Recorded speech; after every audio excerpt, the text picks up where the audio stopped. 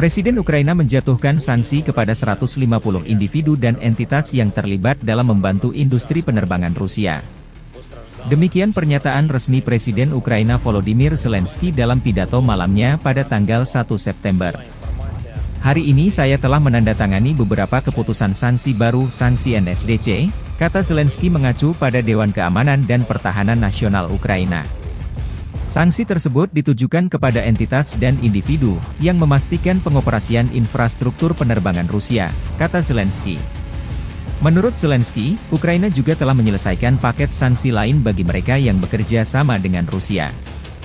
Merupakan tugas semua perwakilan Ukraina untuk memastikan bahwa sanksi kami disinkronkan dengan sanksi global, kata Zelensky. Rincian sanksi tersebut belum dipublikasikan. Rusia adalah negara yang paling banyak dijatuhi sanksi di dunia, melampaui negara-negara seperti Iran, Korea Utara, dan Suriah.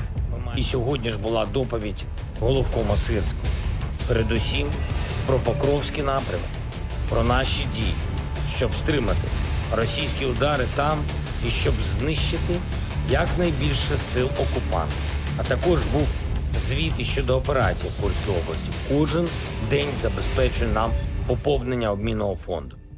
Я дякую кожному нашому підрозділу за це. І ще одне. Хочу подякувати рятувальникам, які працюють саме на Харківщині, усьому колективу ДСНС України в Харківській області і особливо Юрій Сірий, Едуард Соколов, Сергій Білоус, Олександр Чейлак, Володимир Михайличенко. І також сьогодні я хочу відзначити Микиту Іванюка, капітана поліції, що працює на Харківщині, та Олега Шеремета, фельдшера, екстренки, які проявили себе в допомозі нашим людям. Дякую вам та усім вашим колегам. Дякую кожному, хто з України. Слава Україні!